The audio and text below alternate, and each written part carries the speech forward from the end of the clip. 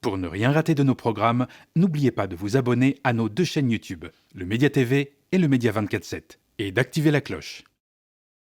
Bonjour à toutes et à tous, vous regardez L'œil de Moumou, votre émission hebdomadaire avec Mourad Guichard qui ausculte chaque semaine nos grands médias et nous en livre les dérives, les dérapages et parfois les quelques rares accomplissements. Ce programme n'existe que grâce à vous, alors n'oubliez pas de nous soutenir. Allez, L'œil de Moumou, c'est parti.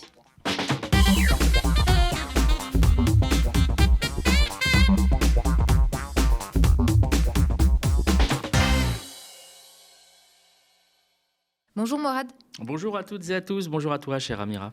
Alors c'est une émission aujourd'hui avec une invitée de taille. Aujourd'hui, nous avons l'honneur de recevoir la reporter de guerre Khadija Toufik. Son témoignage est très précieux. Elle a vu de ses propres yeux ce qu'est de vivre en territoire occupé par des colons. Khadija, bonjour et merci d'être avec nous aujourd'hui. Merci à vous pour l'invitation.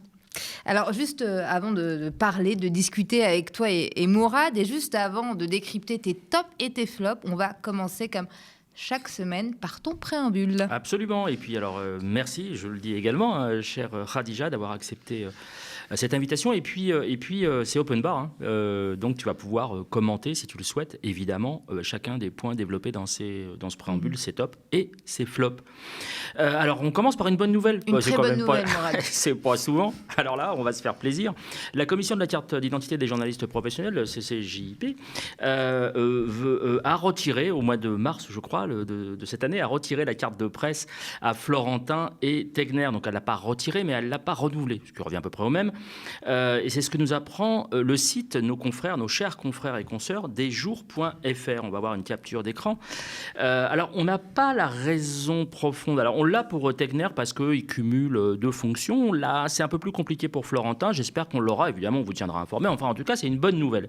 Alors, rappel de qui est Frontières. Je vais vous montrer une archive de février 2025. Alors, c'est assez rare que je montre des archives de l'œil de Moumou dans l'œil de Moumou, faut pas déconner. Mais là, je trouve que ça résume plutôt pas mal qui ils sont, parce qu'on les a raillés, on s'est un peu moqué d'eux là au cours des dernières semaines avec toi, chère Amira, en plaisantant sur le en direct, notamment, et puis avec leur truc complètement délirant, égocentré et foireux. Sauf que c'est un peu plus grave que ça, et peut-être que ça a pesé dans la décision de la commission de la carte de presse. Je vous laisse réécouter cet extrait. Dans cette semaine médiatique c'est incroyable, impensable. Il s'est passé quelque chose. La petite Louise a été retrouvée, donc une pauvre gamine qui a été assassinée, une gamine de 11 ans, je crois, qui a été assassinée.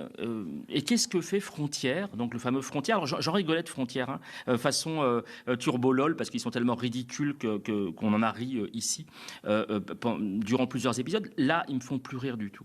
Ils vont utiliser donc ces espèces de vautours irresponsables, vont utiliser la petite Louise pour d'abord mettre en danger, je vous laisse voir la capture d'écran, mettre en danger quelqu'un dont le nom a une consonance maghrébine, on va dire. C'est leur cible, ça. C'est uniquement leur raison. Ils en ont strictement rien à foutre des victimes. Ils en ont strictement rien à foutre des familles. Ce qu'ils veulent, c'est que l'assassin présumé soit d'origine maghrébine ou africaine subsaharienne. Et donc, ils vont balancer un nom en pâture qui n'est pas le nom correct. Ils vont ensuite vaguement le retirer. Et surtout, un gars qui s'appelle Jordan Florentin, on va voir sa tronche, lui va carrément, et vraiment j'emploie le terme, pardon Théo, le terme de charognard à dessein. Ce sont des charognards, des vautours. Ils vont aller, alors que le corps de cette pauvre gamine est encore chaud, ils vont aller fouiller dans les poubelles de la sœur en deuil, évidemment, totalement endeuillée et totalement paniquée, puisque c'est la sœur qui avait posté la photo de sa petite sœur en demandant où est-ce qu'elle est, on l'a perdue, on ne sait pas où elle est. Enfin, vous imaginez le truc? Et cette espèce d'ordure de Jordan Florentin, donc du site Frontières, va aller fouiller dans les poubelles, va aller exhumer sur sa TL des tweets qui vont simplement dire « J'emmerde le Front National ». Sous-entendu, karma. C'est quoi le karma? Ça signifie qu'en fait, tu as conspué le Front National, tu es pour l'immigrationnisme, et voilà, ta petite sœur s'est fait assassiner par un migrant, eh bien, tant pis pour ta gueule, tu l'as bien mérité. C'est absolument abject, je n'ai pas les mots, pardon. Je me calme parce que je n'ai pas les mots pour qualifier ces ordures, et il a présenté des excuses absolument abjectes en disant que c'était une erreur. Ce n'est pas une erreur, c'est une abomination. Ces gens ne sont pas des journalistes, ce sont des charognards, des salopards de charognards, et vraiment j'ai honte qu'ils fassent partie de la profession et qu'ils aient la même carte de presse que la nôtre. Voilà, j'en termine là-dessus parce que je pourrais disserter assez longuement là-dessus. Vous êtes vraiment, vraiment des charognards, les gars. Alors, en plus, ça couine de leur côté. Depuis le retrait des pubs, alors on avait aussi ici reçu virtuellement les Sleeping Giants, donc ce fameux groupement. On leur dit merci d'ailleurs. Ah bon, on leur dit merci, tu parles. Ah, je vais aller faire une véranda spéciale chez le roi Merlin, rien que pour eux.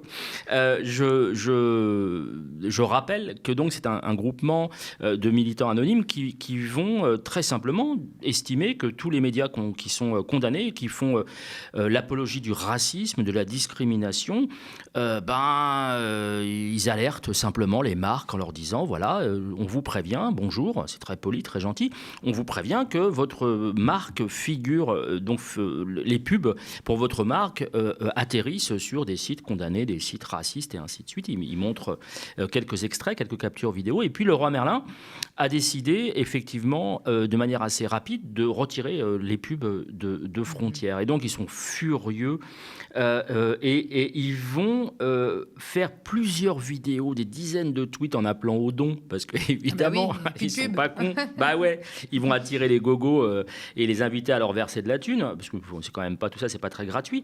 Et ils vont faire notamment une des vidéos sur leur plateau où ils vont appeler à l'élimination physique des Sleeping Giants. Alors, je dis bien physique.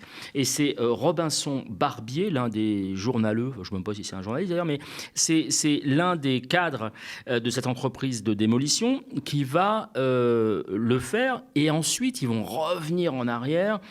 C'est David Halem, l'un des responsables du truc. C'est une armée mexicaine, ils sont tous chefs de quelque chose. Il va revenir en disant, mais non, on n'a pas appelé à les combattre physiquement, on a appelé, ou à les éliminer physiquement, on a appelé à combattre leurs idées. Pas du tout, mon petit David. Écoute bien ce que dit ton collègue, ami et frère d'armes. Il appelle clairement à éliminer physiquement les Sleeping Giants. Je vous laisse écouter. Parce qu'il ne faut pas se tromper de cible. Justement, ces ennemis à abattre, ce n'est pas le roi Merlin, ce n'est pas toutes ces entreprises qui ont cédé à la pression des réseaux sociaux. Ceux qu'il faut abattre, c'est des gens comme les Sleeping Giants qui se posent en parangon de vertu et sont finalement les plus antidémocrates qui soient. Un député de La République, qui est donc un parlementaire, donc par définition qui travaille avec la confrontation à des opinions qui ne sont pas les siennes, se pose en antidémocrate. Ça fait réfléchir et ça fait qu'il faut surtout jamais se tromper de cible. Et Mourad, cette scène qui a fait ou refait mon vendredi soir, bien évidemment, c'est cette superbe mise en scène de Rachida Dati. Elle a un sacré dire-comme. Ah ouais. Alors justement, moi je les aime bien finalement, les gens de Frontières. J'ai envie de leur dire, ne croisez pas Rachida Dati, sinon vous allez finir à la place que vous méritez, à savoir au fond d'une benne à ordures. Je vous laisse regarder ce plan com qui est quand même assez exceptionnel. À la limite, Rachida Dati, on la verrait... je sais pas moi, vendeuse place Vendôme dans une bijouterie. Bon, donc de l'autre côté du comptoir, admettons, ce serait à peu près plausible. Là, avec sa superbe tenue d'éboueur, mais alors elle est presque, je pense même qu'elle l'a repassée avant, elle l'avait jamais mis. Franchement, je trouve ça ridicule et limite grossier. Je vous laisse regarder. Avec moi, la ville sera propre et elle sera tranquille. Et c'est justement ce qu'attendent les Parisiens. Ils attendent des résultats et de l'efficacité et de l'action. Ah, c'est à vous? Ah bah, je vais vous la vider. Moi, je serai la mère des résultats.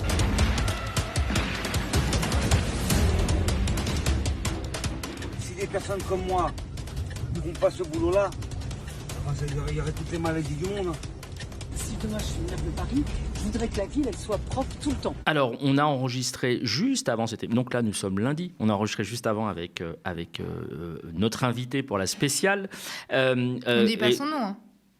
comme tu veux. On le dit ou pas? Bon, il est gentil. Allez. C'est un ancien adjoint au maire de la ville de Paris. Il est maintenant sénateur. Il est jeune, il est beau, il est sympa. Communiste. Il est communiste. Et il s'appelle Ian Brossat. Nous parlions du fait qu'évidemment, elle est contre la retraite plus tôt. Elle est pour la privatisation des services de nettoiement. Donc, ce n'est pas exactement dans le sens du progrès pour ces gens qui ont des travaux et des métiers vraiment excessivement difficiles. Rachida Dati ou le paradoxe. Allez, Absolument. c'est la fin de ton super préambule. On va passer à tes tops maintenant, Mourad. Alors, le premier top, oh j'aime bien le nom celui-là. J'ai oublié mes pagaies dans la cabine de plage. C'est un super top décerné à Nicole Bacharan qui, si j'ai bien compris, parce que franchement j'ai eu du mal à comprendre où elle voulait en venir, sa théorie est très fumeuse, elle a comparé Epstein ou Epstein, je ne sais pas comment on dit, à LFI. Oui, via une parlementaire américaine proche de Trump. Et donc, sur le sujet d'Epstein, mais elle non plus n'a pas compris, hein. Je te rassure, t'es pas la seule. Et là, en fait, c'est quasiment cette Nicole Bacharan, c'est une meute anti-LFI à elle toute seule. Et même Caroline Roux, qui n'est pas une kamikaze communiste, hein, elle-même, elle va être obligée de la recadrer parce qu'effectivement, elle va faire une comparaison complètement hasardeuse. Et vous allez voir pourquoi je parle des pagaies oubliées dans la cabine de plage, parce que elle va ramer avec les mains. Vous avez l'image à peu près, hein. Il n'y a pas de pagaie, elle est obligée de décoper avec ses mains. Je vous laisse écouter. C'est un moment douloureux, hein. Si vous avez une âme sensible, je vous demande de vous écarter de l'écran. Je vous laisse regarder et écouter. Pourquoi c'est important aux États-Unis? C'est très important parce que Marjorie Taylor Greene, c'est vraiment un peu comme on le voit à la France insoumise, parfois des députés, mais totalement hors contrôle. Une comparaison, je suis pas sûre que ça... Voilà, qui ne vous aide pas forcément ce soir, mais qui... Non, mais surtout, ça a un peu rien à voir.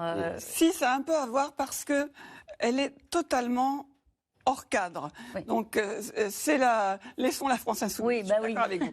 Mais c'est celle qui disait que les grands incendies en Californie ont été déclenchés par des rayons laser, et qu'on a appelé d'ailleurs les lasers juifs. Voilà, c'est pour ça que la comparaison n'a rien à voir. Pardon d'insister, de Non, mais pour vous avez que ce raison. soit clair. Je retire ça parce qu'effectivement, ça nous amènerait dans un tout autre Surtout, il n'y a pas besoin. domaine. Donc, alors, Marjorie Taylor Greene. C'est elle également qui, au moment du Covid, parlait des vaccins comme de quelque chose de comparable à l'Holocauste, qui a parlé des tueries de masse dans les écoles, pour certaines les plus meurtrières, comme d'événements qui avaient été mis en scène. Donc ça vous donne une idée de ce qu'est cette femme. Et c'est une créature de Trump. Ouais. Il l'a fabriquée. C'est quand même marrant, cette quasi-obligation. On dirait un cahier des charges. Ils sont obligés de tout raccrocher. On l'a dit plusieurs fois déjà, hein, chère Amira. Ils sont obligés de tout raccrocher, soit aux musulmans, soit à LFI. Mais c'est une obsession qui me trouble un tout petit peu et j'ai toujours pas pris l'habitude, je te rassure. Eh ben, il y en a un autre qui se raccroche à LFI. Le top, c'est pas trop le sentiment de mon cachet. Il est décerné à David Doucan, qui ne cache pas son mépris pour LFI. On avait dit pas les journalistes. Bah ouais, mais David, alors j'ai envie de lui dire, je le connais pas, hein, je l'appelle David comme ça pour plaisanter, mais David, Dada, vous l'appelez aussi comme ça, j'ai envie de lui dire merci. Et c'est pour ça qu'il est dans les tops, parce que au moins, il reconnaît qu'il est anti-LFI. D'ailleurs, il démarre toutes ses émissions, si vous regardez sur LCI, il démarre toutes ses émissions par des éditoriaux. Bah, c'est pas son taf, il n'est pas chroniqueur. Il n'est pas éditorialiste. Il n'est pas politique, il est journaliste. Bah, évidemment. Et puis les éditoriaux, entre nous, c'est plutôt, moi qui viens de la presse écrite, qui suis toujours d'ailleurs de la presse écrite, c'est plutôt la presse écrite où on va donner son avis, de manière sensée. Là, non, c'est regardez bien, il va, et écoutez bien, il va sourire et surtout, il ne va absolument pas écouter la réponse d'Aurélien Saint-Toul parce qu'il sait exactement où il veut arriver, c'est-à-dire taper sur LFI. Les musulmans devaient être de repos ce jour-là. Je vous laisse écouter. Résiste à un choc. Eh bien, dans ses forces morales, puisque c'est le sujet, il faut avoir un pays uni Et pour ça, il faut qu'il ne soit pas fracturé par les divisions, le racisme. Il ne faut pas qu'il soit... excusez-moi. Le député, il ne faut pas qu'il soit traversé par... qui aujourd'hui joue sur les divisions. Mais bien sûr que non. Met du sel sur les plaies. Est-ce que ce n'est pas la France insoumise? Bah non, écoutez. Alors, vous voyez, vous êtes journaliste et moi, je suis prof de français. Alors, je fais toujours la même remarque. Les gens qui posent des questions dites interrogatives, est-ce que ne pas? La réalité, c'est qu'ils ne posent pas une question, c'est qu'ils affirment quelque chose. Donc vous affirmez un point de vue. Pas eu le sentiment de trop m'en cacher, à vrai dire. Non, j'ai l'impression effectivement que vous affirmez quelque chose, je crois, n'est pas vrai. Je suis en train de vous dire que si vous voulez résister à un choc en tant que nation, alors il faut être unis. Et donc si vous voulez poser le débat sur ce terrain-là, je crois que nous avons des réponses à apporter. Note que vous appelez à la nécessité d'un pays uni face aux différentes menaces. C'est vrai que ça nous interpelle lorsqu'on se souvient que votre parti a fait l'intégralité de sa campagne des élections européennes sur le sujet du 7 octobre en Israël et de ses conséquences et de la réaction d'Israël. Sujet qui, par définition, génère chez nous, compte tenu de la guerre là-bas, génère chez nous des fractures, des divisions à n'en plus finir. Mais c'est factuel. Pas du tout. Ce qui est en cause, en l'occurrence, c'est le respect intégral du droit international. Nous pensons que la France se met en danger si elle n'œuvre pas pour le respect du droit international partout où cela est en cause. C'est donc un grand sujet.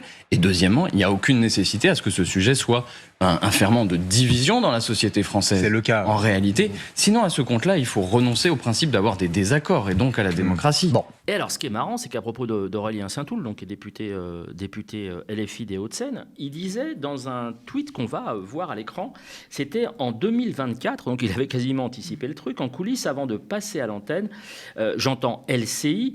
Je constate que presque aucune information n'est donnée, seulement des opinions, des impressions. Tout le monde d'accord et très anti-LFI.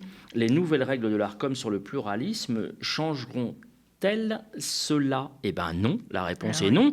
Et Aurélien Saint-Toul, que j'ai eu sur cette affaire-là d'LCI, m'a dit que oui, à chaque fois qu'il débarquait quelque part, et c'est vraiment symptomatique et intéressant, dès qu'il débarquait quelque part, il voyait des gens qui se claquaient la bise, qui se frottaient le dos, qui se tutoyaient, qui étaient tous d'accord, et qui après allaient s'asseoir autour de la table, et ils se retrouvaient tout seuls face à eux. Et donc, il y avait un problème de déséquilibre total et absolu, et là, ça s'est encore vérifié. Là, c'était clair. Allez, le prochain top, c'est le top Toutologie. Il est décerné à Karine Galli. Alors, on explique à nos téléspectateurs, c'est quoi un toutologue? C'est quelqu'un qui parle de tout alors qu'en fait, il n'y connaît rien. Oui, absolument. On ne peut pas tout maîtriser sur tout. Moi, je m'interdis de parler de sujets que je ne maîtrise pas. Et c'est pour ça qu'on a d'ailleurs des invités qui, eux, connaissent leur domaine de compétences. Et là, Karine Galli, alors, elle incarne, alors, je ne suis pas contre elle en particulier. Bon, un petit peu quand même. Mais parce qu'elle est quand même gratinée. Mais bon, c'est pas elle en particulier, mais c'est une ancienne présentatrice sportive. Et il y a une dérive absolument phénoménale qui consiste à ce que Pascal Praud le premier, à ce que les anciens animateurs et présentateurs sportifs se retrouvent à parler d'économie, de politique, d'à peu près tout à la façon Patrick Bruel. Bon, je ne vois pas quelle est leur légitimité. Je pose toujours la question, et je te le dis, je le redis devant Khadija, moi ce qui compte c'est la légitimité, simplement. C'est-à-dire que soit on est légitime pour parler d'un sujet, soit on ne l'est pas. Voilà. Quand on va parler en deuxième partie, évidemment, des questions liées au Proche-Orient, tu es légitime. Mais eux ne le sont pas. Mais ils sont omniprésents dans les médias mainstream, H24, et ça devient, je pense... Ils ont des avis sur tout. Et surtout des avis, comme surtout, dirait l'autre. Surtout des avis. C'est ça. Mais comment tu vis ça, toi? Le fait que tu ailles sur le terrain, on y reviendra évidemment, mais que tu ailles sur le terrain et que en rentrant, ou même sur place, j'imagine que tu as la 4G, mais en voyant les émissions où des gens qui n'ont aucune légitimité s'expriment sur des sujets que toi tu connais parfaitement. C'est insupportable. C'est insupportable de voir que ces gens-là occupent tout l'espace médiatique et que ces personnes puissent se permettre d'émettre des opinions, des avis et a fortiori sans prendre en compte aussi les souffrances des êtres humains qui vivent justement ou sous occupation ou dans des conditions absolument terribles. Donc c'est très très agaçant d'avoir d'avoir ces toutologues en permanence. Et c'est d'autant plus, je dirais, terrifiant de voir que les médias se permettent justement d'inviter ces toutologues et ne fassent pas ce qu'il faut, en tout cas, pour donner la parole à des personnes qui sont sur le terrain et qui ont vu et qui ont constaté et qui ont documenté des faits graves. D'ailleurs, Khadija, j'ai envie de te poser comme question. Tu as déjà été invité sur, par exemple, on parle souvent de LCI, de BFM, de France TV. Ils t'ont invité ? Non, jamais. Voilà. Jamais. C'est vrai que j'ai jamais été invitée. Pourtant, j'ai déjà tenté voilà, quelques actions. C'est-à-dire que j'ai contacté des rédacteurs en chef pour être invitée justement dans des émissions, notamment sur le service public. Et je n'ai jamais eu de retour, sachant que ces personnes ont vu mes messages et savent que j'existe. C'est sûr, bah oui. Et savent que tu as été sur place. Ah là. Bah bien sûr, mais parce qu'en plus, Khadija est très présente sur les réseaux sociaux, donc on peut pas ignorer... Mais je pense que c'est aussi parce que j'ai aussi un avis très critique sur ces médias-là, et je pense que c'est justement le devoir, le travail d'un journaliste, c'est inscrit dans la charte de Munich, c'est-à-dire qu'un journaliste doit être critique, doit pouvoir émettre des critiques sur son environnement de travail, dans la sphère médiatique. Je pense que c'est important en fait d'avoir encore des journalistes qui se permettent de critiquer le travail des confrères et des consoeurs. Sinon, c'est pas du journalisme, quoi. Ah bah, tu es ici dans le temple de la critique média. Oui. Voilà. Et donc, on est bien placé effectivement pour approuver tout à fait ta position. Alors, je reviens à Karine Galli. Qui est capable de parler de tout et surtout de n'importe quoi. Elle va évoquer les questions et avoir un avis très ferme, parce que encore ce sera un peu léger, ce sera un peu light. Oui. Genre, moi, mon avis, c'est que... Non, c'est hyper péremptoire sur des questions aussi légères que la retraite, notamment l'âge de départ à la retraite, et le temps de travail. Alors, bienvenue au début du XXe siècle. Je vous laisse écouter. La problématique aussi qu'on a en France, c'est que nous, constamment, on a des politiques qui nous font croire des folies. On a aujourd'hui, en 2025, des politiques qui nous font croire que potentiellement, un jour, on arrivera à la retraite à 60 ans, alors que l'espérance de vie ne fait que augmenter. On a des politiques qui nous disent que l'oisiveté, la fainéantise, le droit réfléchir, se poser, le droit à la paresse, c'est une possibilité. Ces gens-là sont dangereux. Oui, parce qu'il y en a, en fait, qui adhèrent à cette folie. C'est-à-dire qu'on sait qu'on va vivre plus longtemps, donc foncièrement qu'on doit travailler plus longtemps, mais il y a des fous qui cherchent le côté, évidemment, basique. Attention, ce qu'on appelle les fous, là, ça s'appelle le progrès. Mais c'est pas un progrès, mais Charles. Mais on travaille moins qu'il y a un siècle. Oui, mais Charles, est-ce que c'est un progrès ? Quand on te dit... non, je pose la question. Quand on te fait croire... Oui, il y a des week-ends. Évidemment, oui, il y a des congés payés. Non, mais Charles, c'est pas ça la problématique. Quand on te fait croire que potentiellement la retraite à 60 ans, c'est une possibilité, c'est être dingue. Charlie, c'est foncer dans le mur. Charlie veut partir à 50 ans. Allez, allez, Charles. C'est foncer dans le mur. Donc on peut pas écouter des discours comme ça parce que c'est dangereux. Il y en a qui adhèrent. Oui, je suis désolé. C'est le sens de l'histoire. Travailler mieux, pas moins travailler. Non, justement, c'est là le piège. Le travail, c'est ce qui permet l'émancipation sociale. Moins de travail, ça fige les classes sociales. Alors vous aurez noté qu'à la fin, il y a un cadeau bonus. Il y a un cadeau bonus, c'est Hermel, et sa théorie sur le travail qui émancipe. Le travail qui émancipe, le travail qui libère, la joie par le travail, ça vous rappelle pas quelque chose dans l'histoire récente de la moitié du XXe siècle ? C'est quand même fou. Le travail rend libre, quoi. Le travail émancipe. Ils sont capables d'aller chercher jusque dans ces parallèles-là pour expliquer à quel point ils assument leur racisme social. C'est tout à fait délirant. Alors, évidemment, vous allez me demander, ouais, mais Karine, qu'est-ce qu'elle pense du chômage ? Ouah, alors, j'avais hâte de savoir. Bah oui, quand même. On l'a aussi. Et pourquoi et comment légitime-t-elle le fait d'avoir un avis sur le chômage ? Alors évidemment, pour resserrer les vis, parce qu'elle a des copains. Vous avez des copains, vous ? Aussi ? Bah oui, des copains qui grattent le chomage, hein, c'est ça qu'elle dit. Invitez-vous chez Estelle Midi. Écoutez ce qu'elle dit de ses copains. D'ailleurs, les copains, si vous la regardez... Ne soyez plus amis avec elle. Hein. Je serai vous, je changerai de chaîne directement, et d'amis et de copains. Je vous laisse écouter. En fait, l'exemple qu'elle donne, c'est une personne qui perd son travail et qui est évidemment dans une situation de précarité et qui fait tout pour retrouver un travail. Mais la réalité aussi, et moi j'en connais, j'ai des copains qui sont par exemple dans le secteur de la vente. Ils sont vendeurs dans des boutiques, ils travaillent pendant une certaine durée et puis après ils se mettent au chômage et ils enchaînent ça depuis des années. Alors évidemment, ils n'ont pas une vision à long terme parce que pour leur retraite, ça sera très compliqué, mais donc ils profitent du système. Ils travaillent juste ce qu'il faut pour après avoir leurs indemnités de chômage et ils enchaînent comme ça depuis des années. Et donc effectivement, ce ne sont pas des gens qui ont perdu leur travail, qui sont... Mais après, ils ne sont pas hors la loi, hein. C'est légal ce qu'ils font. Non, ils ne sont pas hors la loi. Le problème, c'est que nous tous... nous payons pour ces gens-là qui finalement se servent d'un système. Et donc ces gens-là qui décident... faut changer le système. Oui, mais ces gens-là décident sciemment de ne pas travailler. Je ne parle pas des gens qui sont en difficulté, qui ne trouvent pas de travail. Je parle des gens qui cherchent... Oui, mais en même temps, ils ne vont pas à Ibiza toutes les semaines en avion. Donc je peux vous dire qu'il y en a, notamment, moi je viens du sud de la France,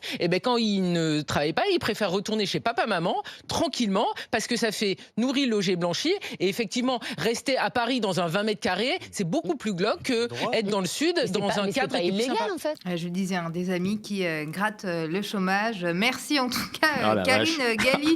C'est avec toi qu'on va finir. C'est top, c'est l'heure des flops. Alors, on va commencer le premier flop par le flop Raslar. Et en ce moment, on en a un très bon de capitaine des Raslar. Avant, on parlait beaucoup de Zemmour, de Rachel Kahn. Oui. Maintenant, on en a un vraiment bon, c'est Chalençon. Oui, Chalençon. Il est en roue libre. Oui, mais je pense qu'il en joue, je suis pas naïf. Mais il en joue, mais la question que je me pose, c'est jusqu'à quand il va pouvoir, et pendant combien de temps il va pouvoir continuer sur ce terrain-là. Donc Chalençon qui est ruiné, qui est un bonapartiste à la con, qui a un hôtel particulier du côté de la Bourse et qui va se faire virer bientôt, et je souhaite que ce soit le plus tôt possible, qu'il comprenne un peu ce qu'est la vraie vie, il va dire qu'il est prêt, tellement il ne supporte plus les femmes voilées, qu'il est prêt à rentrer dans le tas, c'est-à-dire physiquement à agresser des femmes voilées. Ce qui me pose un léger problème quand même, parce que ça se passe sur un truc qui s'appelle sirène.fr, une espèce de site, ça pullule comme ça, de talk show à la con, où on laisse les gens effectivement partir en roue libre, et lui va tenir des propos qui sont tout simplement répréhensibles par la loi et par les lois françaises, et rien ne se passe. Donc j'invite vraiment, mais comme c'est déjà arrivé avec cette chronique, c'est-à-dire que des gens ont été alertés, des associations, des syndicats ont été alertés suite à des diffusions d'informations sur cette chronique et sont allés en justice. J'espère que ce sera le cas pour Chalençon. Je vous laisse écouter. Je n'en peux plus. Les gens, toutes ces bonnes femmes avec des foulards, je n'en peux plus, je ne les supporte plus. C'est plus fort que moi. Si ça continue comme ça, je vais rentrer dedans le tas. Et dans le même registre, il y a le site, alors The News, que je vous avais présenté il y a 3 semaines, je crois, qui fait un très bon job, notamment d'aller chercher dans les archives. Et là, ils vont exhumer quelque chose de 2017, alors c'est Barbara Lefebvre, sur les jeunes musulmans qui sont forcément, je dis bien forcément, antisémite. Je rappelle que Barbara Lefebvre avait participé, et je me tourne vers toi, Khadija, avait participé à ce fameux jeu obscène du type qui veut gagner des millions ou question pour un champion, enfin on l'appelle comme on veut, où elle jouait devant une assistance, alors c'était des pros génocidaires, elle jouait à un jeu, elle présentait un jeu, où il fallait deviner. Alors, il y a eu X milliers, 30 000 je crois à l'époque, je ne sais plus combien, 30 000 victimes à Gaza. D'après vous, ça représente 15% de la population, 7% de la population, 1,5% de la population, 0. Voilà. Et donc, c'était un jeu. Et cette personne... C'était diffusé où, ce jeu-là ? Pardon ? C'était une soirée du machin de l'autre Raslar, là, Franck Tapiro, l'espèce de milice de protection des Juifs en France, dont j'ai pas le nom en tête immédiatement, mais c'était une soirée avec Olivier Rafovitch, enfin bon, c'était sous le parrainage de Rafovitch. Ah, c'était la crème de la crème, il y avait tout le monde, il y avait Laurence Ferrari qui se faisait remettre un prix, il y avait Céline Pina, non, c'était vraiment le haut du panier. Comment on peut expliquer et comment tu vis cette impunité de tous ces gens dont il est documenté que ce sont des raslards, des pro-génocidaires, des falsificateurs d'informations et qui relaient de manière militante, notamment via Elnet, l'organe de propagande et d'influence israélien. Comment tu vis le fait que ces gens-là aient bar ouvert, une fois de plus, et plateau ouvert sur tous les médias alors qu'on connaît leur pédigré? Parce qu'aujourd'hui, les médias sont à l'image du gouvernement français et des sociétés de manière générale, c'est-à-dire des gouverneurs qui sont profondément racistes, colonisateurs. Je rappelle quand même que l'Europe, les États-Unis, par exemple, c'est eux qui alimentent quand même la machine de guerre d'Israël et qui bombardent également indirectement Gaza. C'est eux qui arment aussi les soldats israéliens. Donc aujourd'hui, c'est vrai que je ne suis pas du tout étonnée finalement d'avoir aujourd'hui des tautologues comme ça à la télévision qui sont à l'image de notre État. En fait, je pense que justement le caractère raciste, caractère profondément... comment je pourrais dire en tout cas, voilà, le caractère raciste de l'État a, je dirais, déteint en fait a déteint dans les médias. Et aujourd'hui, on est face à des médias dociles, des médias qui reprennent sans limite des propagandes étatiques, des propagandes qui sont jour et nuit dites par une armée israélienne génocidaire. Donc voilà, c'est très compliqué. Puis en plus, à chaque fois, vous avez les médias qui vous disent on n'a pas de budget pour envoyer des reporters de terrain. Mais en fait, le budget est là. C'est juste qu'il est investi justement dans des tautologues. Je vous laisserai regarder sur Internet combien touchent aussi des présentateurs de télé. Oui, non, c'est absolument ahurissant en fait. Oui, voilà, et en fait, ces présentateurs de télé invitent des personnes qui ne connaissent pas, qui ne maîtrisent pas les sujets. Et ils vont vous dire ça fait vente, c'est ce qui marche aujourd'hui. Mais non, en fait, ce qui marche aussi beaucoup, c'est le reportage de terrain. Les gens sont véritablement en demande et aujourd'hui, ils n'ont plus d'autre choix que de s'informer à travers les réseaux sociaux en suivant des reporters indépendants parce qu'aujourd'hui, ils n'arrivent pas à avoir l'information, une information de qualité dans les médias mainstream. Pour celles et ceux qui savent faire le tri entre les vrais reporters comme toi et puis les gens de frontières, par exemple. Et juste pour rebondir, on a Arthur aussi qui arrête pas de dire justement dans les plateaux télé que c'est absolument scandaleux, que les jeunes aujourd'hui ne s'informent qu'à travers les réseaux sociaux, quand à une époque on s'est informé à travers les journaux télévisés. Mais il se demande pas pourquoi en fait il y a eu justement cette, je dirais, je sais pas comment on pourrait dire ça, mais il se demande pas pourquoi aujourd'hui les gens s'intéressent justement au travail sur les réseaux sociaux, parce que dans les JT, on n'a pas l'information. On n'a absolument pas l'information et on est sur des sujets bateaux, des sujets très superficiels, quoi. Absolument, on en reparlera évidemment dans la deuxième partie de l'émission. Je vous laisse regarder du coup cette fameuse intervention de Barbara Lefebvre qui date de 2017 et donc exhumée par nos confrères de The News. On a aujourd'hui un antisémitisme dans les milieux musulmans qui est extrêmement enraciné et qui prend ses racines très loin dans l'histoire, et que pour combattre cet antisémitisme, on utilise des outils qui sont en rapport avec l'antisémitisme racial nazi. Donc moi, à titre personnel, je ne vois pas bien l'intérêt des voyages à Auschwitz pour expliquer à un petit musulman pourquoi son antisémitisme est un crime ou un délit. Parce que lui, il est dans une autre réalité. Et vous avez d'ailleurs certains de ces élèves qui comprennent très bien que le génocide des Juifs est quelque chose d'affreux, etc., mais qui vont vous dire oui, mais ils font pareil aux Palestiniens. Donc je crois qu'aujourd'hui, il y a des outils qui sont à inventer. Ça demande un petit peu de capacité aussi à se remettre en question, mais on ne peut pas lutter contre cet antisémitisme-là avec les outils de l'antisémitisme d'avant. Quand je regarde, je me dis, mais elle est tellement condescendante, les petits musulmans, quoi. Ah, mais c'est plus que de la condescendance, c'est carrément... Et je rappelle qu'elle est enseignante, quand même. Ah là là. C'est terrifiant. Insupportable. C'est terrifiant, oui. Allez, mais c'est pas elle qui va refermer les flops. On a le flop tenue de camouflage et c'est décerné et une sophrologue. Alors, qu'est-ce qu'une sophrologue? Viens faire ici, Mourad, raconte-nous tout. Alors d'abord, la sophrologie, c'est tout à fait discutable en termes médicaux, hein, ou même paramédical, mais bon, admettons. Alors, elle est sophrologue et puis elle va intervenir sur BFM TV. Elle va se retrouver face à Hugo Bernalicis, donc député, je ne sais plus quel circo, mais enfin des Hauts-de-France, du Nord, de Lille, je crois. Je l'invite vraiment, cette Laura, à consulter parce qu'elle va pas bien. Elle est complètement barrée. Elle va hurler sur le député La France Insoumise. Mais bon, allez, c'est une émission de BFM TV avec du public, avec des gens lambda, des gens normaux de la France, des citoyens, des citoyennes et compagnie. On l'écoute, Laura. Elle a le droit à la parole. Malheureusement, alors peut-être pas tous dans votre camp politique, vous êtes un danger. Vous êtes un danger, vous incitez à la violence, vous incitez à la haine. Depuis que vous avez la parole, c'est fou. Si on regarde depuis quand LFI a une réelle position dans le débat politique, l'incivilité ne fait qu'augmenter, le danger dans la rue ne fait qu'augmenter. Vous validez des comportements.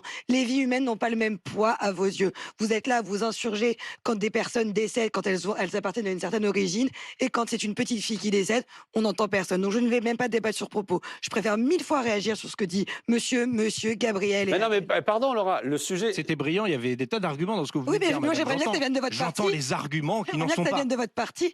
Mes arguments, non, monsieur, je vais éviter parce que... À quel moment on a incité à des incivilités? À quel moment on a incité à commettre des crimes et des délits? Non, s'il vous plaît, monsieur. Allez-y, allez jusqu'au bout de votre démonstration. Je vais vous les citer si vous voulez. La police tue. Où sont... Juste, je n'ai pas trouvé, je n'ai pas vu de manifestation pour Matisse. Elles sont où les manifestations pour Matisse, monsieur? Matisse est ce jeune à Lille qui est décédé après un refus d'obtempérer, justement. Ils sont où tous les LFI pour Matisse, là? On vous entend pas? Vous n'êtes pas vent debout? Vous n'êtes pas vent debout. Par contre, vous êtes vent debout. Et attention, ne défendez pas mon propos. Mais madame, est-ce que vous avez vu la réaction que j'ai faite? Est-ce que j'ai parlé en votre nom? Est-ce que vous avez regardé? Parce que vous parlez, vous ne savez pas. Vous ne savez pas. Moi, je suis élu de Lille. Est-ce que j'ai parlé en votre nom, monsieur? Est-ce que vous saviez que je suis... Attendez, s'il vous plaît. Laura, s'il vous plaît. Laura. Je suis une kamikaze, comme on l'a dit avec Abel. Laura, s'il vous plaît. Monsieur, c'est que je ne parle pas en votre nom. Je ne parle pas en votre nom, je parle de votre groupe. Laura, on est là pour s'écouter et on est là pour... Sauf que, tiens... La revoilà, Laura. Et son avis très, vraiment nuancé. J'ai beaucoup aimé son avis sur les musulmans suite à un sondage à la con. Alors, un sondage sur un échantillon vraiment hyper réduit et où on apprend que seuls les musulmans, pas les chrétiens, les juifs, non, seuls les musulmans, comme s'il n'y avait pas d'école chrétienne, d'école juive, seuls les musulmans se radicalisent et veulent faire passer leur foi avant les lois de notre République. Donc, tout en finesse et en nuance, elle va expliquer que les musulmans veulent nous faire sauter la tronche. C'est exactement l'expression qu'elle utilise, nous faire sauter la tronche. Absolument, mais d'où est-ce qu'elle va dire ça ? Elle va le dire en qualité de chroniqueuse des grandes gueules d'RMC. Et ça, lorsque BFM TV l'invite en tant que sophrologue à la con, là, ils le savent très bien. Mais ils trompent et ils se foutent littéralement de la tronche, pour le coup, sans leur faire sauter. Ils se foutent littéralement de la tronche de leurs téléspectateurs puisqu'ils ne la présentent pas telle qu'elle est. Je vous laisse l'écouter. Vous allez voir, c'est tout en nuances. C'est magnifique. Alors moi, avant tout, je voudrais rappeler que ces 142 000, c'est 3%. 3% de la communauté musulmane. Donc oui, moi je voulais insister dans le sens où ça ne représente que 3%, mais effectivement, on a un vivier de 142 000 personnes qui sont chauds pour nous faire sauter la tronche. Ça, c'est quelque chose qu'on doit pas du tout nier. Vous l'aurez compris, en tout cas vous aurez compris. Laura, il faut faire attention à tous ces musulmans qui veulent nous faire sauter la tronche. Allez, sur ce, on va passer au microscope. Alors aujourd'hui, dans le microscope, on va recevoir la reporter de guerre Khadija Toufik. Alors je rappelle, Francesca Albanese est rapporteuse de l'ONU sur les territoires palestiniens. Elle est donc très au fait des questions liées au génocide. C'est une spécialiste du sujet et elle a alerté plusieurs fois sur ce qui était en train de se passer. Mais on ne l'a pas écouté. Pire encore, les médias français ne lui ont quasiment pas donné la parole, il ne donnait pas la parole. Mais là, ça fait 2 ans qu'Israël massacre les civils gazaouis, que les ONG parlent de crimes de guerre, on parle de famine, d'atrocités. Bon, pas le choix finalement que d'en parler de ce génocide. Alors, on invite Francesca Albanese, on l'a d'ailleurs invitée sur France Culture, et voilà comment Guillaume Erner commence son interview. Il a osé, écoutez, je le cite, et je reçois ce matin une voix pro-palestinienne majeure. Francesca Albanese l'a très bien remis à sa place. Je voulais t'entendre là-dessus, Mourad. Oui, alors c'est tout à fait symptomatique de ce qui se passe depuis maintenant un peu plus de 2 ans. On reviendra à cette fameuse date du 7 octobre 2023. Ce qui se passe, c'est pour décrédibiliser, tout simplement, mais sans oser le dire franchement. Et c'est pour ça que je remercie le fameux David de tout à l'heure, d'avoir dit clairement que lui, il était anti-LFI. Là, il ne le dit pas franchement, qu'il est anti-Palos, machin, que les Palos, c'est tous des terroristes et compagnie, une fois de plus. Mais Guillaume Erner va justement jouer sur cette subtilité de dire qu'elle est partisane. Et à partir du moment où elle est partisane, mais c'est un peu comme nos métiers, hein, nos métiers à tous trois, à savoir que quand on est journaliste et qu'on nous dit que vous êtes des militants ou des partisans, ça décrédibilise évidemment la relative objectivité qu'on pourrait avoir au travers de nos enquêtes et de nos papiers. Non.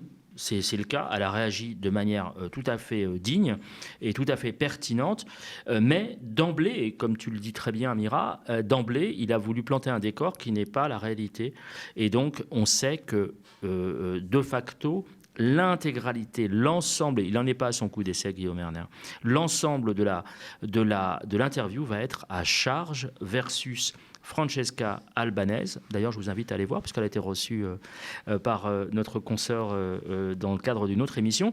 On a un problème de prise de position de la part d'Erner. Je vous laisse écouter et son positionnement à lui et la réponse de Francesca Albanese. Les matins de France Culture. Guillaume Erner. Et je reçois ce matin une voix pro-palestinienne majeure. Francesca Albanese, bonjour.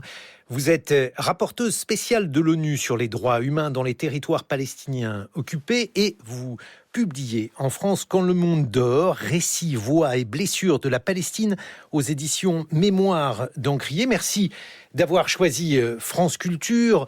Merci parce que vous êtes, comme je viens de le dire, l'une des personnes qui probablement s'est le plus exprimée sur la Palestine. Pour les uns, vous êtes une héroïne. Émeric Caron, député de la France Insoumise, a ainsi expliqué que vous étiez l'une des personnes les plus importantes de ce siècle. Le directeur d'El País a expliqué en substance que vous étiez essentiel à la compréhension du monde. El País, c'est le journal espagnol. Et puis, de l'autre côté, des organisations juives se sont émues d'un certain nombre de vos propos.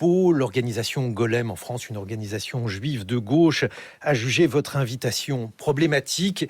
Nous allons donc proposer à nos auditeurs et à nos auditrices de se faire une opinion sur vous, Francesca Albanese. Au cœur de l'actualité, il y a eu cette nuit, comme nous l'avons dit dans les journaux, cette réaction de Donald Trump qui se réjouit du vote par le Conseil de sécurité de l'ONU d'une force internationale pour Gaza. Quelle est votre réaction à ce sujet ? Alors, tout d'abord, bonjour la France et laissez-moi éclaircir, je ne suis pas du tout une voix pro-palestinienne. Je dois le préciser parce que sinon je admettrais que je suis pas capable de servir le mandat qui m'est confié. Je suis pro-droits humains. Et c'est ce que je fais en tant que relatrice spéciale. Qu'est-ce que ça raconte, Khadija, qu'on puisse, comme ça, sur une radio publique, France Culture, en plus de renom, enfin, je veux dire, qui au moins invite à réfléchir un peu à 2-3 babioles, c'est pas RTL. Hein. Qu'est-ce que ça raconte, le fait qu'on puisse, comme ça, la pointer, je dis bien la pointer, comme étant une partisane qui ne ferait, du coup, puisque c'est quand même, elle pond quand même des rapports documentés, et que donc ces rapports seraient forcément orientés. Comment tu traduis ça, Khadija ? Encore une fois, c'est pas étonnant. On est face à des tautologues qui ne connaissent pas le terrain et qui ne savent plus rien en fait de la société et du monde dans lequel on évolue, parce qu'ils sont 24 heures sur 24 quasiment en fait enfermés dans une rédaction parisienne très bourgeoise, et en fait ils ont complètement oublié ce que c'est la vraie vie. Et donc quand on a des peuples qui sont opprimés, qui sont massacrés, qui sont violentés, et quand on a justement ce monsieur, donc Guillaume Erner, c'est ça ? Guillaume Erner, voilà, qui reste toute la journée dans sa rédaction bourgeoise, et il sait pas ce que c'est, quoi. Il sait pas ce que c'est que de souffrir, de vivre sous occupation, d'être violenté constamment. Et donc, quand on a, par exemple, quand on a des personnes comme Francesca Albanese qui va documenter de graves crimes à l'encontre des populations palestiniennes, ou quand on a des journalistes de terrain, de guerre, qui sont allés en Palestine et qui racontent avoir vu des choses très très graves, tout de suite on se fait taxer de voix pro-palestiniennes. C'est absolument pas le cas en fait. Et ce qui est assez dingue, ce que je me suis vraiment reconnue en Francesca, c'est que moi ça fait déjà plusieurs mois, voire même plus, peut-être même un peu plus d'1 an, que j'avais mis sur mon compte Instagram en bio, j'ai mis pro-humanity en fait, avec un drapeau blanc, un drapeau voilà, parce que déjà à l'époque je me faisais taxer de pro-palestinienne, mais je vois pas en fait, on défend des valeurs humaines.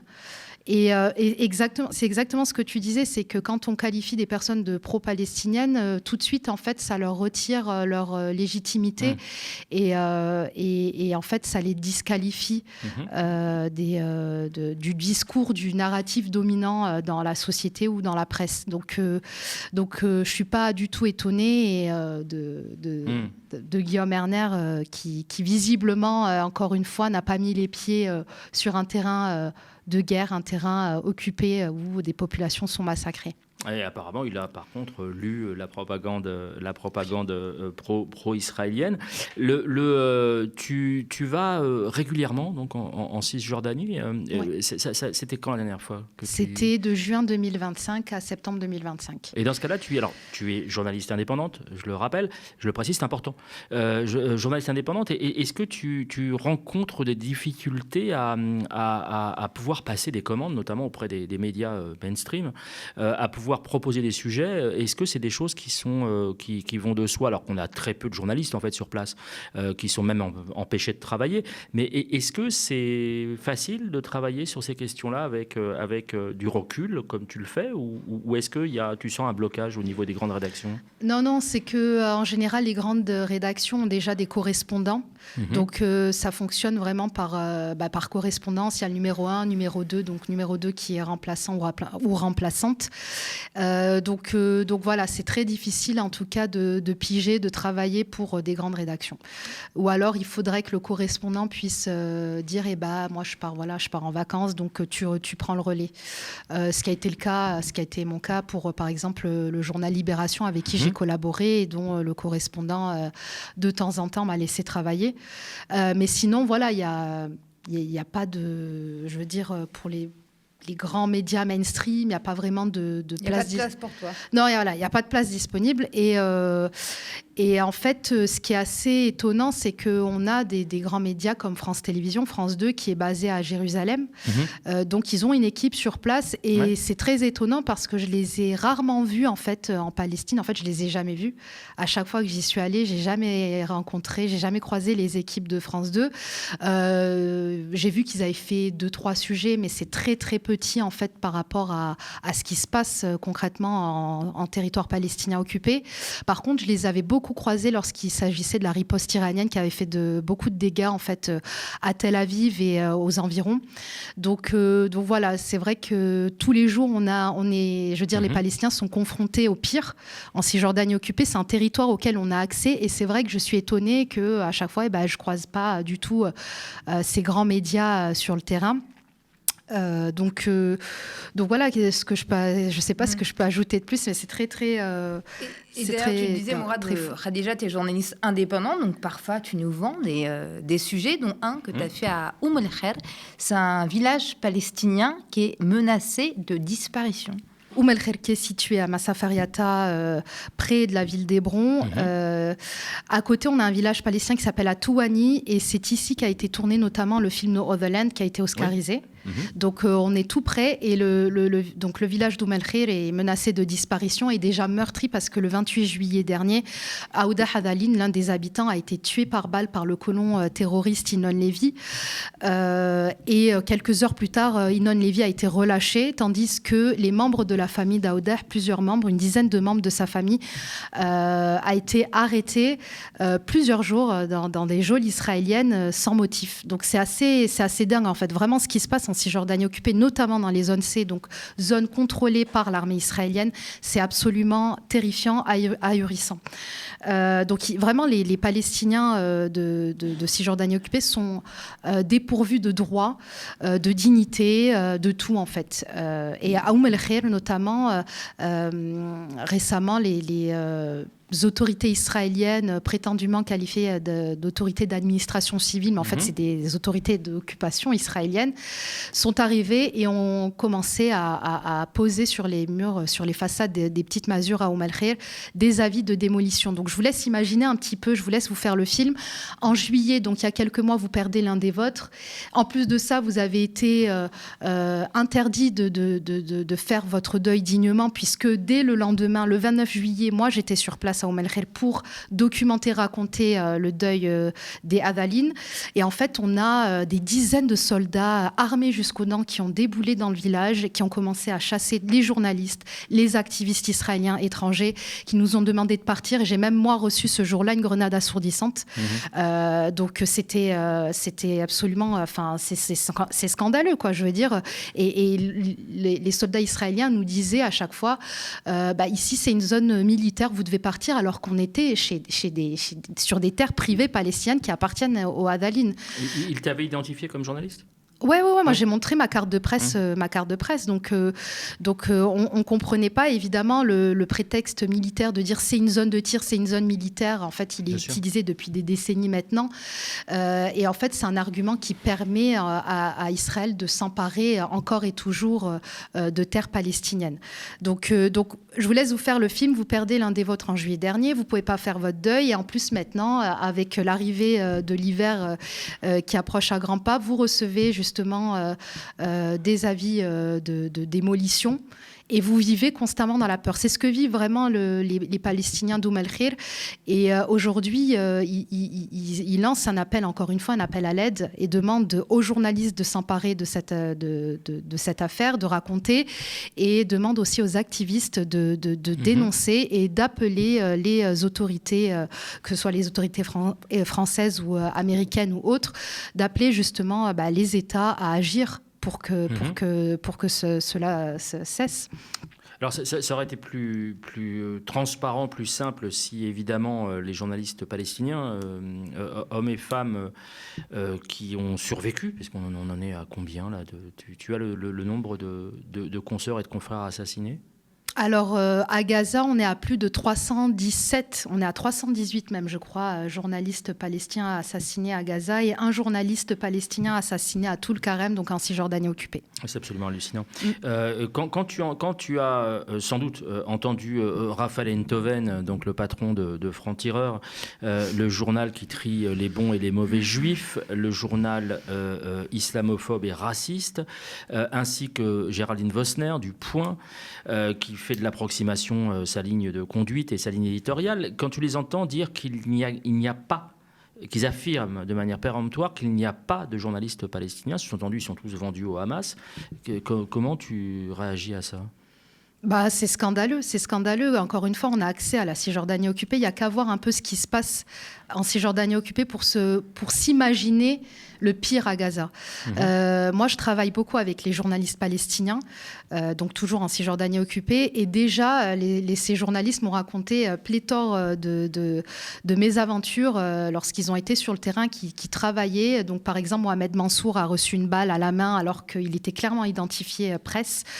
Dans sa voiture, il avait le gilet presse, il avait le casque de protection, il a failli mourir. D'autres confrères se trouvaient à bord du véhicule ce jour-là, c'était en octobre 2024. Donc, c'est en fait ce que vivent les journalistes palestiniens, ce qui se passe à Gaza, c'est calqué aussi sur la Cisjordanie occupée. Et on a notamment un confrère qui s'appelle Ali Samoudi, qui a presque 60 ans, qui a été arrêté par les forces d'occupation israéliennes en avril dernier, et au motif qu'il appartiendrait au djihad islamique. Alors que Ali Samoudi a travaillé, c'est un grand reporter de renom qui a travaillé déjà lors des intifadas, qui était très proche de Shirin Abu Akleh, qui, je rappelle, a été assassiné par un tireur d'élite israélien, Alon Scadio, le 11 mai 2022 à Jenin. Donc Ali Samoudi a déjà un pédigré qui est quand même très très fort. C'est un journaliste talentueux, qui est très courageux, qui a déjà survécu à plein de choses. Et aujourd'hui, on est venu l'arrêter donc en avril dernier, en disant on vous arrête. Voilà, les autorités ont dit on vous arrête parce que vous appartenez au djihad islamique. Et en plus, il est diabétique et il souffre vraiment de ces conditions terribles dans les geôles israéliennes. Donc, c'est en fait ce qui se passe à Gaza, c'est la même chose. Et moi, j'ai pu le constater sur le terrain. Et quand on est vraiment confronté à ces situations-là, on se dit, mais c'est dingue que personne ne fasse rien, que personne ne réagisse. Et c'est encore pire quand on laisse, justement, quand on déroule le tapis rouge à des toutologues comme Einthoven et comme Lefebvre et comme j'en passe, qu'on déroule justement ce tapis rouge et les laisser dire des choses qui sont factuellement fausses. C'est des discours fallacieux et c'est très dangereux pour notre démocratie. Alors justement, à propos et après je te laisserai la question de la fin. À propos déjà Ah bah oui, l'heure tourne malheureusement, mais voilà, c'est Radija. Parce qu'en fait, il y a tellement pas à dire. Elle est passionnante et donc on ne voit pas l'heure passer. Justement, à propos des mensonges, je voudrais qu'on écoute cet extrait. Ça se passe chez Daniel Schneiderman, donc pour Arrêt sur Image, notre cher Daniel Schneiderman. Il va interviewer Nathan Devers, donc, qui est un transfuge de CNews, qui est maintenant sur le service public. Ça raconte pas mal de choses, hein, mais on a déjà couvert ça. Et qui va le cuisiner sur cette affaire que, évidemment, tu connais, vous savez, c'est comme les poupées, là. On tire la ficelle dans le dos et puis elle raconte la même chose à chaque fois, à savoir que si le Hamas libère les otages, la guerre s'arrête immédiatement. Et ce qui n'est évidemment pas le cas. Écoutez comment Nathan Devers, et très honnêtement, je le remercie pour sa franchise, va reconnaître que oui, il s'est planté en reprenant les éléments de langage de l'armée génocidaire et du gouvernement génocidaire israélien. Il n'y a pas eu un changement quand même Dans quel changement la libération des otages a marqué un changement. La libération des derniers otages qui a eu lieu il y a quelques semaines. Le changement, c'est qu'ils ont été rendus, oui. C'est qu'ils ont été rendus, et c'est quand même qu'à ce moment-là, il y avait, en tout cas c'était cet accord trumpien de l'arrêt de la guerre, qui a manifestement... C'est encore trop tôt pour le savoir, vraiment fait pression sur Netanyahou aussi pour lui dire tu arrêtes maintenant, etc.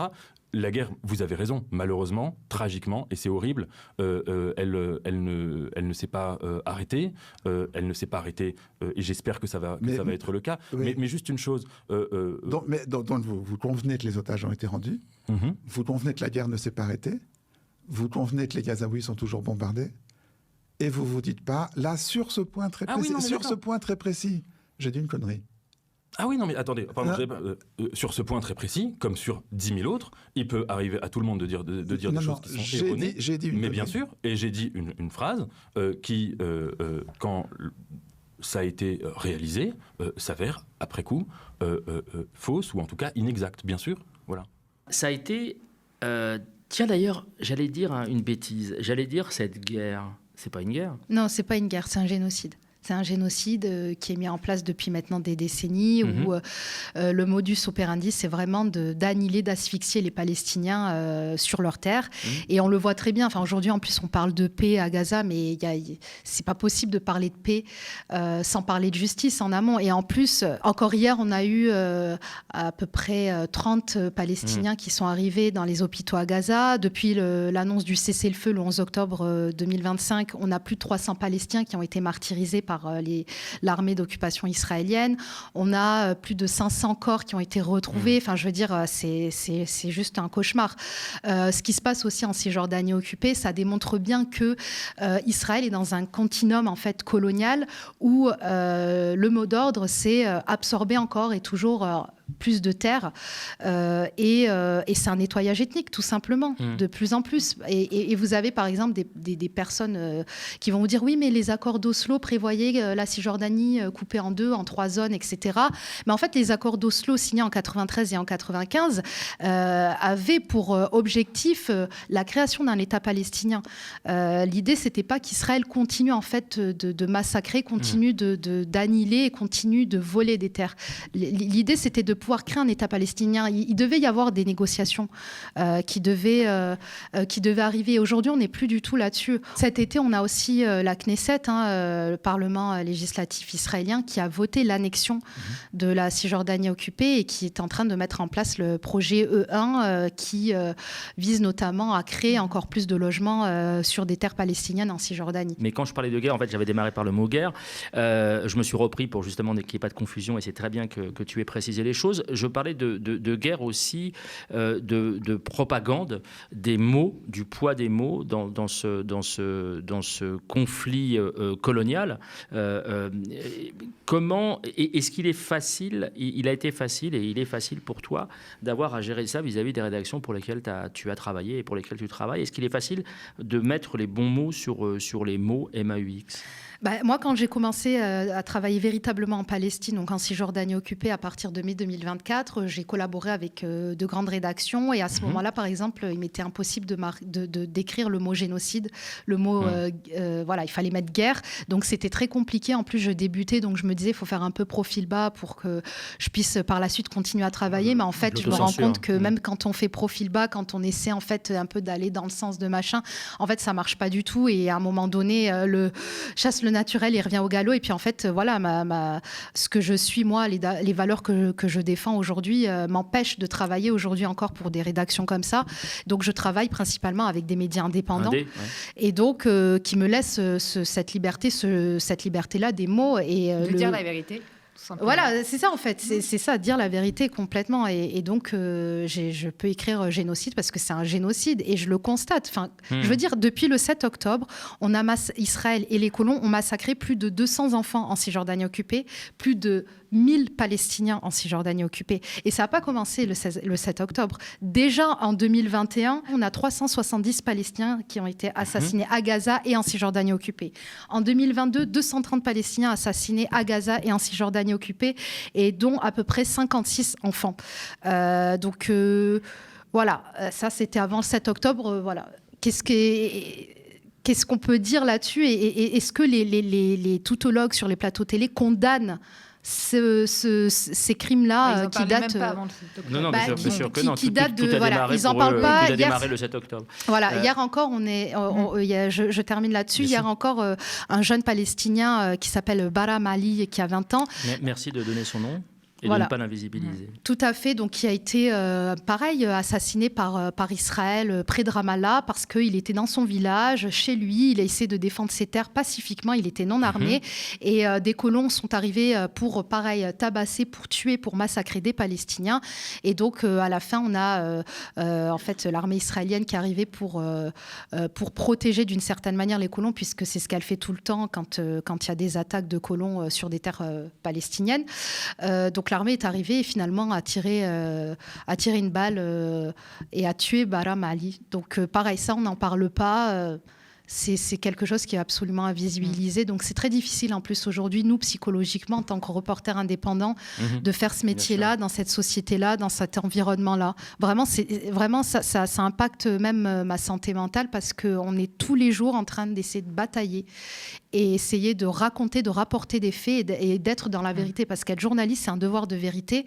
Et c'est ce qui permet de protéger en fait nos démocraties. On se rend compte que finalement, la démocratie aujourd'hui, il n'en reste pas grand-chose. Alors je vais laisser le mot de la fin évidemment à Amira. Je tenais à te féliciter, à te remercier pour ta pugnacité, ton courage, parce que on n'est pas dans les salons du 16e arrondissement, on n'est pas sur des fauteuils, n'est-ce pas, extrêmement moelleux et chaleureux.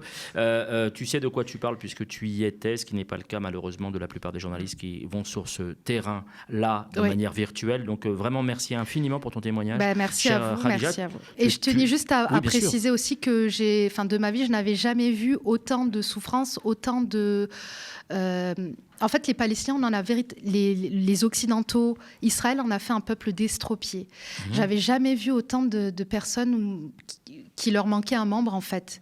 Et j'avais jamais vu de cadavre de ma vie. Et ça, je l'ai vu, en fait, j'ai vu malheureusement en Palestine, quoi. Et des adolescents. Donc, je vous laisse imaginer le trauma aussi que ça peut être pour un reporter indépendant. Mais bien sûr. Et ça, encore une fois, c'est invisibilisé et minimisé dans notre société, dans la sphère médiatique. Merci infiniment. Khadija, je vais être obligée de te poser une toute petite question. Ce que tu as vécu, c'est affreux. Ce que tu as vu, c'est affreux également. Tu as été en Cisjordanie occupée. À Gaza, malheureusement, tu n'as pas accès, mais tu as également été à Tel Aviv et tu as rencontré des jeunes étudiants de l'université de Tel Aviv et ils t'expliquaient que le sionisme, ils ont avoué qu'ils avaient été sionistes, mais que finalement, des petits, en fait, on leur injecte cette propagande et avec le temps, avec la culture, avec l'intelligence, ils ont réussi à se détacher de cette doctrine. Oui, tout à fait. Donc, on les appelle des objecteurs de conscience et parmi ce groupe-là, on a aussi des refusniks, donc également des objecteurs de conscience, mais qui, eux, en fait, refusent de servir l'armée parce qu'à 18 ans, les Israéliens sont soumis justement à ce service militaire obligatoire. Et donc, ces étudiants que j'ai rencontrés cet été, effectivement, à l'université de Tel Aviv, me racontaient qu'ils ont été biberonnés, en fait, à la propagande qui consiste à dire que c'est une terre, que c'est un peuple sans terre, que leurs ancêtres sont arrivés parce qu'effectivement, ils ont fui l'Holocauste, la Shoah, mais qui sont revenus en fait sur la terre de leurs ancêtres et on leur a fait croire que ils avaient les pleins droits et que avant cela les Palestiniens en fait on a effacé volontairement le système a effacé volontairement l'histoire de la Nakba de 48, donc la catastrophe en arabe qui est définie par le massacre et l'exode forcé aussi des Palestiniens sous la menace des armes sionistes. Donc tout ce narratif là ils l'ont pas eu à l'école. On apprend à l'école au sein de la famille avec les copains, les copines, donc c'est vrai qu'ils ne peuvent pas s'en sortir. Ouais, c'est ça, la Nakba n'existe pas, donc eux, ils savent pas, et on leur dit, depuis qu'ils sont petits, il y a des terroristes juste à côté, donc en Cisjordanie occupée, donc eux, ils appellent ça la Judée-Samarie, il y a des terroristes à Gaza, il faut, voilà. Et quand, en fait, on vous raconte ça depuis que vous êtes gamin, que à 17 ans, avant de faire votre service militaire, on vous emmène voir des camps de massacre, des camps de concentration, et que on vous dit, vous voyez, pour plus que ça recommence, il faut prendre les armes, il faut se défendre. À la fin, évidemment, on se retrouve avec c'est ce qu'on voit aujourd'hui. On a vu ça sur les réseaux sociaux, des soldats israéliens qui sont complètement, givrés de la tête, quoi. Et qui se filment. Se filment avec les vêtements de femmes à Gaza. Enfin, c'est absolument abject. Mais parce que ces gens-là, on leur a raconté que ça. On n'aime pas les Juifs. Le monde n'aime pas les Juifs. Voilà ce qu'a fait l'Europe. Et maintenant, c'est notre terre ici en Israël. On est obligé de défendre cette terre. Et aujourd'hui, l'obstacle, finalement, au bien-être, c'est le palestinien qu'il faut anéantir. Et c'est pour ça qu'aujourd'hui, on se retrouve avec des scènes de déprédation en Palestine, des scènes totalement ahurissantes, chaotiques.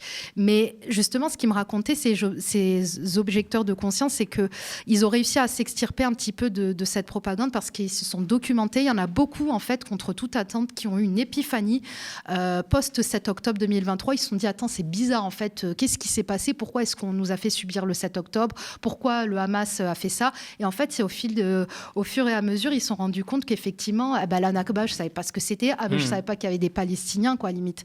Donc voilà, c'est très intéressant de discuter avec eux. C'est très intéressant et c'est important aussi de documenter leurs actions. Et c'est un reportage à retrouver sur le média. Absolument, mais le problème, c'est les femmes voilées, bien évidemment. Voilà, le problème, c'est les femmes voilées, tout à fait. On aime bien noyer le poisson. Amira, On va remercier notre Khadija, invité. merci beaucoup Khadija déjà d'être venue et puis merci pour tout le travail que tu effectues. Merci beaucoup à toi. Merci infiniment. Merci. C'est déjà fini cette émission. Oui, on n'a pas vu l'heure passer avec notre invité, donc pas de remerciements et pas de coup de cœur. Ils sont reportés. Aujourd'hui, mais ils sont reportés à la semaine prochaine. Avec grand plaisir. Merci Moumou en tout cas. Et puis merci à tous de nous regarder, d'être fidèles chaque semaine pour l'œil de Moumou qui revient la semaine prochaine. Et on n'oublie pas, vous aurez dans quelques jours, peut-être même ce soir, la diffusion. C'est ce week-end. La diffusion de notre invité spécial. Je voulais vous le teaser, vous l'avez compris. C'est Yann Brossa que notre cher Mourad a reçu tout à l'heure. Une interview à retrouver et édifiante. Allez, à bientôt.